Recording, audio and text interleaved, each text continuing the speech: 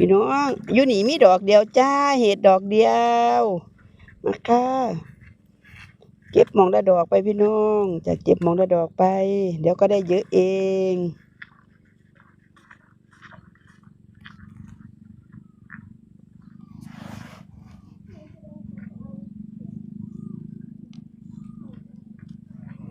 จ้าดอกเดียวก็เป็นเห็ดเนาะพี่น้องเนี่ยเพิ่นว่าเก็บไปแต่ละดอกก็เต็มตาเนาะจ้าบางคนเพิ่นบ่เอาได้จ้าเห็นดอกนึงเพิ่นบ่เอาดอกเดียวก็เต็มตาพี่น้อง